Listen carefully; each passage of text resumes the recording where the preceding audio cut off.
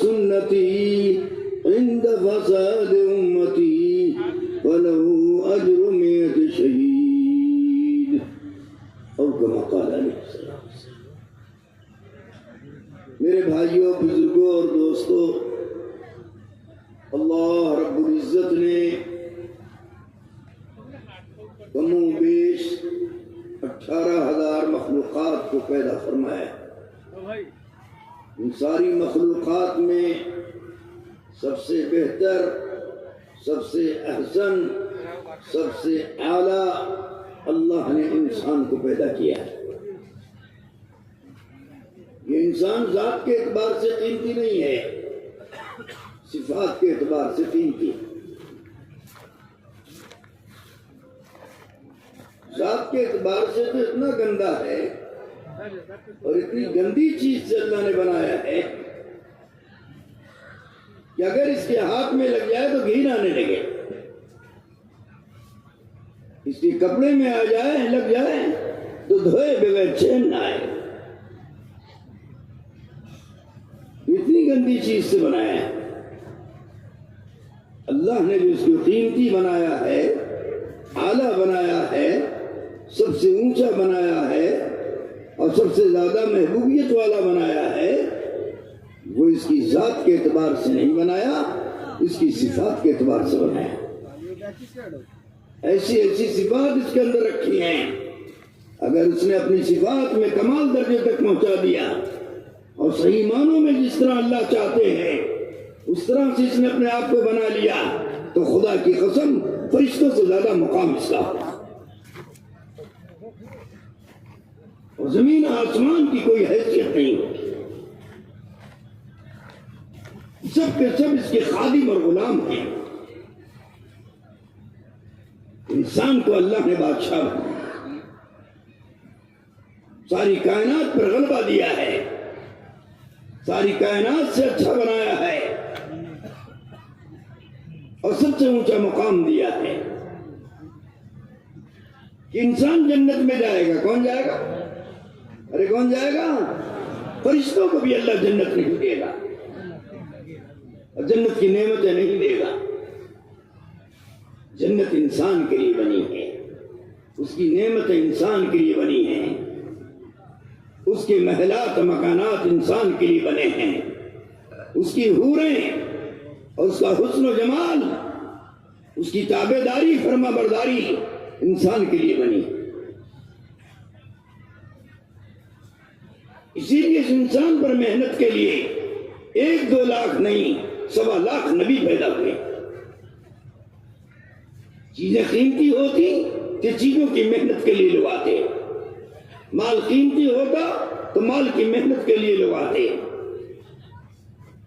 کوٹھی building قیمتی ہوتی تو لوگ کوٹھی بلڈنگ کے لیے آتے، حکومت و سلطنت قیمتی ہوتی تو لوگ اس کے لیے آتے۔ نبی کسی چیز کے لیے نہیں آیا، دنیا کے کسی مشغلے کے لیے نہیں آیا، دنیا کی کسی چیز کی محنت کے لیے نہیں آیا۔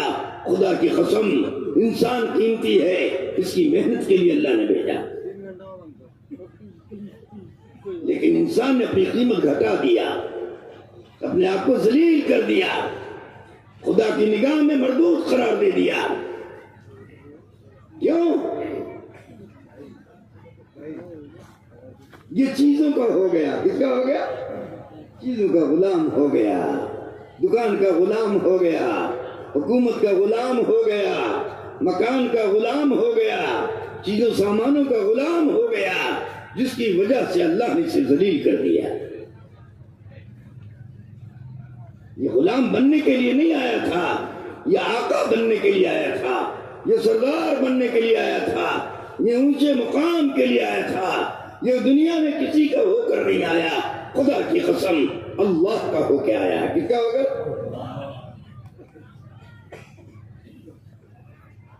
یہ قیمتی ہے، اگر قیمتی نہ ہوتا تو جبریل سے اور میکائیل سے اور اسرافیل سے اور تمام فرشتوں سے سجدہ نہ کراتا۔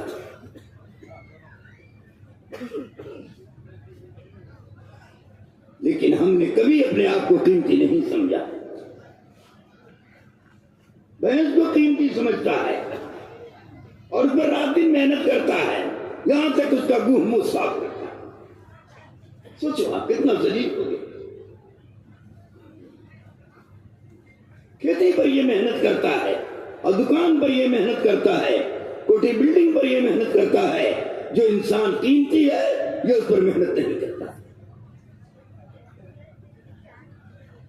یہاں تک کہ وہ بیوی جو اس کے ساتھ رہتی ہے, اس کے ساتھ سوتی ہے, اس کے ساتھ سارا کام کرتی ہے اور اس کی ہر بات مانتی ہے, میرے دوستو یہ اپنی بیوی پر بھی محنت نہیں کرتا.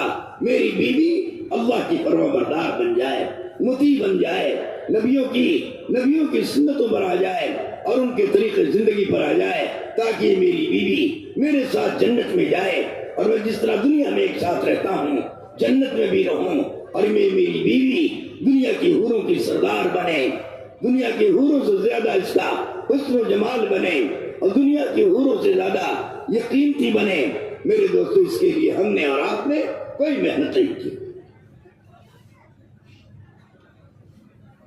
جس کے نتیجے میں تباہی بربادی آ رہی ہے. اس لیے تمام نبیوں کو اللہ نے بھیجا. نبیوں نے زمین کو محنت کا میدان نہیں بنایا, تجارت کو محنت کا میدان نہیں بنایا, آسمان کو محنت کا میدان نہیں بنایا, چیزوں سامانوں کو محنت کا میدان نہیں بنایا, کوٹھی بنگلے کو محنت کا میدان نہیں بنایا, سونے چاندی کو محنت کا میدان نہیں بنایا, حکومت و سلطنت کو محنت کا میدان نہیں بنایا. میرے دوستو نبیوں نے انسان پر محنت کا میدان بنایا,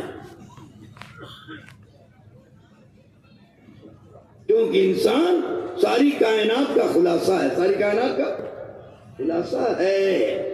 لقد خلقنا الانسان فی احسن تقویم, ایک بہت بہترین شکل و صورت میں سب سے اچھا انسان کو بنایا.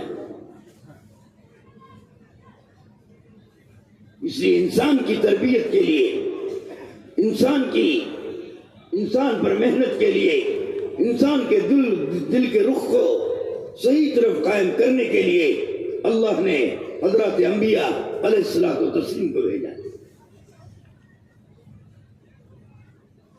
اور آخر میں جناب رسول اللہ صلی اللہ علیہ وسلم کو بھیجا ہے, جو آپ پوری کائنات کے خلاصہ تھے, رحمت للعالمین تھے. کیا تھے؟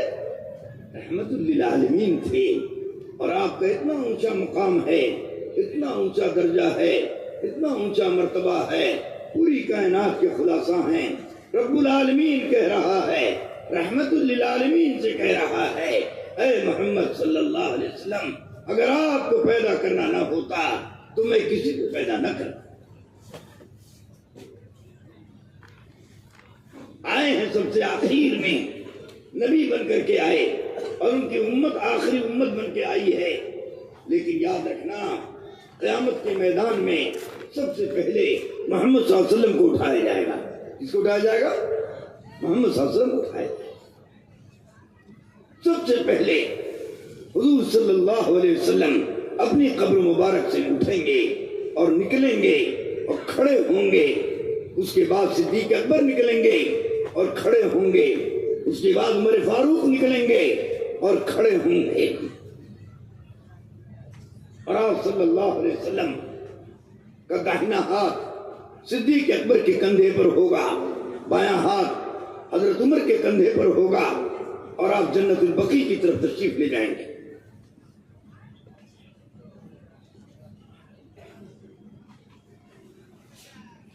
آپ کے جاتے ہی جنت البقیع کے سارے مردے آپ کے ساتھ ہو جائیں گے. پھر میدان محشر کی طرف بڑھیں گے اور پھر لوگ اپنی اپنی قبروں سے اٹھیں گے اور سارا علم اٹھے گا اور سارے کے سارے انسان میرے دوستو وہ میدان محشر کی طرف آگے بڑھیں گے. تو ہمارے نبی رحمت للعالمین ہیں اور رحمت والا طریقہ لے کے آئے. کون سا طریقہ؟ ارے بولو, زور سے کہو. اللہ قبول فرمائے. آنکھیں کھول کر سنو, آگے اندھیرا کر رکھا ہے اور پیچھے اجالا کر رکھا ہے.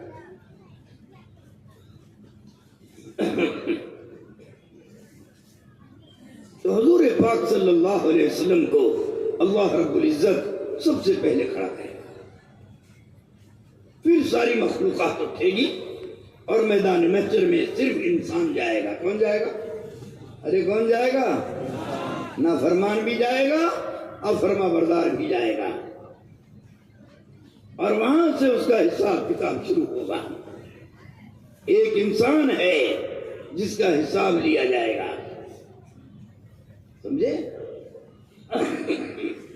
اور اس سے ہر چیز پوچھی جائے گی، اور پھر اس کے بعد انسان ہی کے لیے جنت بنی ہے۔ کس کے لیے؟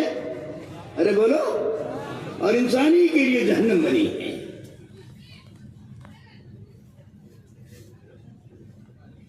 جنت بنی ہے ان کے لیے جو اس دنیا میں اللہ کی مان کر چلتے ہیں، اللہ اور رسول کی اطاعت کرتے ہیں، اللہ کے حکموں پر قدم اٹھاتے ہیں، نبی کے طریقوں پر ہر کام کرنے کے لیے تیار ہوتے ہیں۔